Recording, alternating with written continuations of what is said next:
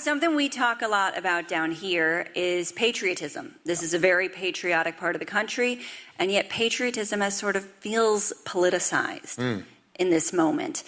And I love how in Volume 1, remember he's working on Volume 2, which you're all going to go buy. Almost done. Next year. Didn't quite make this shopping season. You write about your unshakable pride, and you write about how you would chafe against these arguments against American exceptionalism. So what do you say to folks, even in your own party, who say, I don't want to celebrate America? You know, why is your pride so unshakable? Well, it's interesting. Part of maybe why I feel and felt, even as a young person, patriotic, was because I had lived overseas. Sometimes you need that contrast to not take things for granted. And some of you know my biography. I'd grown up in Hawaii for a while, and then my mother remarried, and I went to Indonesia for a few years before I came back. And it's an amazing part of the world, Southeast Asia, but it will also make you painfully aware of how poor people can be and how unequal societies can be. And I've written about this even in my first book. My mother and I are there, and just the standard operating procedure of paying bribes to get stuff done, or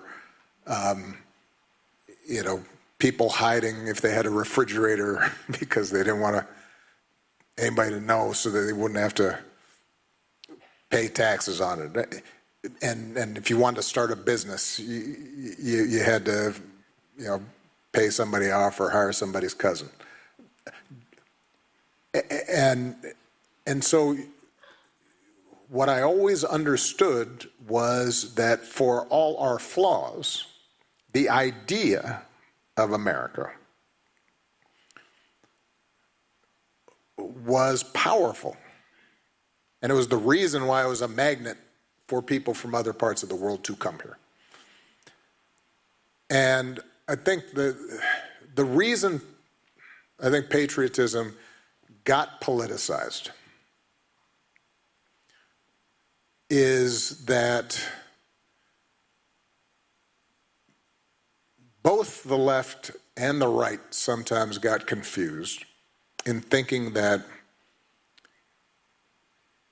it was not possible to take an honest look at America's flaws and be critical of it and still love it.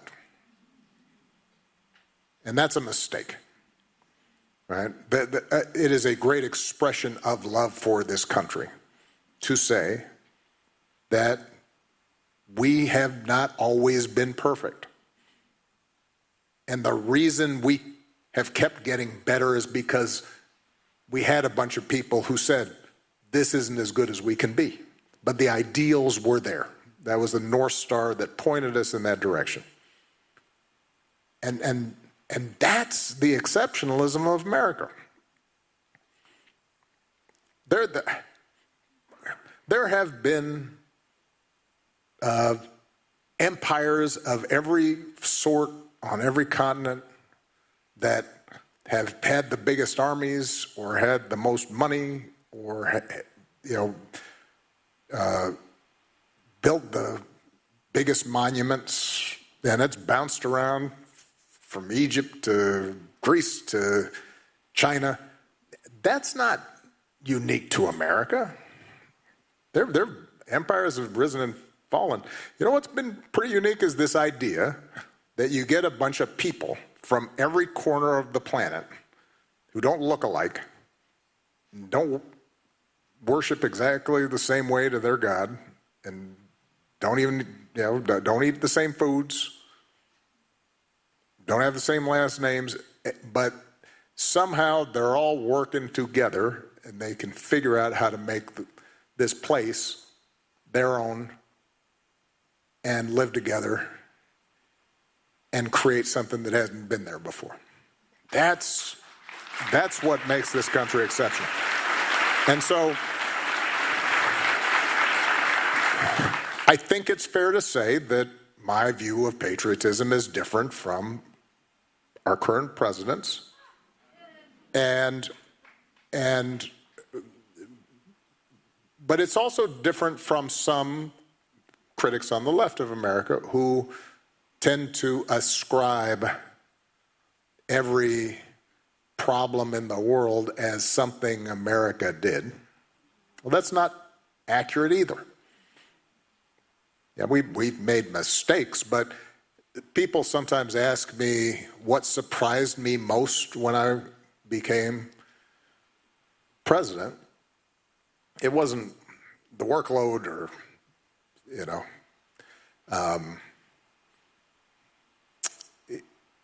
Roswell and where we keep the aliens. Do we? That I suspected. Okay. No, what surprised me most was actually the degree to which the international order that the greatest generation built after World War II, we underwrote this enormous era of progress that I think we take for granted. I'm 64. From the time I was born in 1961, over the course of 6 decades, in the aggregate, the world became drastically wealthier, drastically better educated, significantly more peaceful. Infant mortality plunged, extreme poverty plunged. People got healthier. People got more tolerant. People took advantage of opportunities that they had never imagined before. And that happened not just here, but globally. And we underwrote that system. Imperfectly. It was flawed, but that's what happened. And so I had no problem when I was traveling acknowledging when we screwed up and didn't live up to our ideals, because I could also say, yeah, but look at everything we've done. And what an extraordinary accomplishment that is. And there's never been a country as powerful as we had been over those 60 years that were so willing to try to help make every place else better. And yeah, I can, those aren't contradictory ideas.